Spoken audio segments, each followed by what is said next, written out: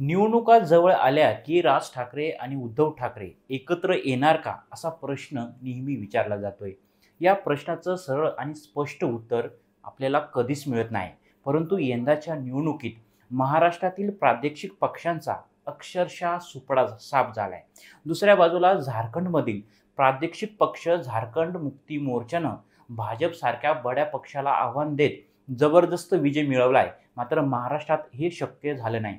यामागील अनेक कारणं असल्याचं सांगितलं जातंय. त्यातील एक महत्त्वाचं कारण म्हणजे प्रादेशिक पक्षांमधील फाटाफूट आणि एकतेचा अभाव. मराठी बाणा आणि हिंदुत्वाच्या मुद्द्यावरून उभ्या राहिलेल्या शिवसेनेची सुरुवातीला 2 आणि आता 3 शकलं झाले आहेत. त्याचा परिणाम महाराष्ट्राच्या राजकारणावरही झाल्याचं दिसून येत आहे.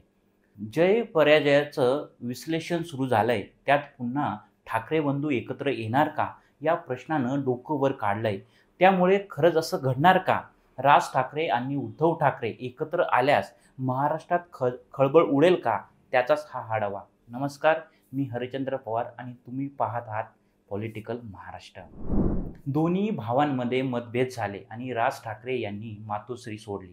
त्यानंतर 9 मार्च 2006 साली राज ठाकरे यांनी महाराष्ट्र नवनिर्माण सेना अर्थातच मनसे हा पक्ष काढला. 2007 साली मुंबई महापालिकेत राज ठाकरेंचे तब्बल 6 नगरसेवक निवडून आलेत आणि मनसेच्या राजकारणाला यापासून सुरुवात झाली.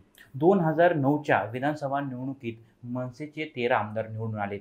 2012 साली मुंबई महापालिकेत 29 नगरसेवक आणि त्यात नाशिक महापालिका ताब्यात घेतली.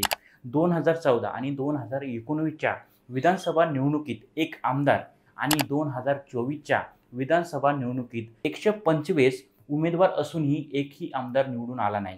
ही सर्व मनसेची आतापर्यंतची राजकीय पार्श्वभूमी आहे. आता महाविकास आघाडीत उद्धव ठाकरे यांची पूर्ण गळती सुरू झाली आहे. त्यांना पुन्हा एकदा पक्ष बांधणीला सुरुवात करावी लागणार आहे. तर राज ठाकरे यांना देखील पक्ष स्थापनेनंतर म्हणजे 14 वर्षांनी पुन्हा पक्ष उभा करण्याची वेळ आली आहे. ज्या भाजपच्या 1980 मध्ये केवळ 14 आमदार होते, त्या भाजपला 132 आमदारांपर्यंत मजल मारण्यासाठी 44 वर्ष लागले. विधानसभा निवडणुकीत दारुण पराभव झाल्यानंतरही 83 वर्षाचे शरद पवार मी थांबणार नाही, लढणार असे म्हणतोय.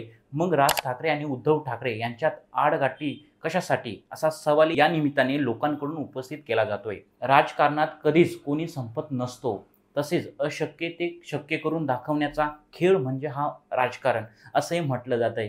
याआधी राज्यात रिपाई भाजप, राष्ट्रवादी काँग्रेस भाजप, काँग्रेस शिवसेना असे भिन्न विचारांचे भिन्न भूमिकेचे पक्ष राजकीय स्वार्थापोटी एकत्र येत शहाणपणा दाखवलाय. स्वतःच्या वैचारिक भूमिकांसोबत तडजोड करतायत. तर उद्धव ठाकरे आणि राज ठाकरे हे तर दोघे भाऊ असं का करत नाही, हा शिवसैनिक आणि मनसैनिकांना पडलेला गहन प्रश्न आहे. विशेष म्हणजे ज्या बाळासाहेबांच्या नावावर शिंदेनी सत्ता हस्तगत केले त्या बाळासाहेबांना हे दोघे दैवत मानतात.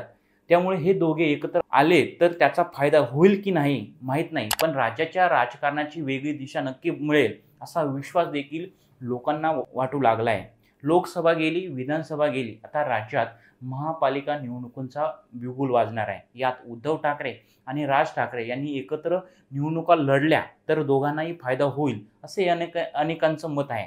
यासोबत राज ठाकरे आणि उद्धव ठाकरे यांच्याकडे अजूनही बराच कालावधी शिल्लक आहे. यासोबत आदित्य ठाकरे आणि अमित ठाकरे हे दोघेही युवा नेते उत्साही दिसत आहेत. अशातच हे दोन्ही नेते एकत्र आल्यास चांद्यापासून बांद्यापर्यंत उभा आडवा महाराष्ट्र पिंजून काढल्यास, संघटनेची बांधणी केल्यास, कार्यकर्ते जोडल्यास, विशेष म्हणजे यांच्याकडे प्रत्येक मराठी माणसाकडे बाळासाहेब ठाकरेंवरील प्रेमाचे रोखीचे बॉन्ड आहेत. गावागावात जाऊन ते बॉन्ड जमा करून घेतलेत तर संपूर्ण महाराष्ट्रात एकच खळबळ उडेल असंही म्हटलं जात आहे. तुम्हाला या व्हिडिओबद्दल काय वाटतं ते कमेंट करून नक्की सांगा आणि अशाच व्हिडिओसाठी आमच्या पॉलिटिकल महाराष्ट्र पेजला लाईक करा, फॉलो करा. धन्यवाद.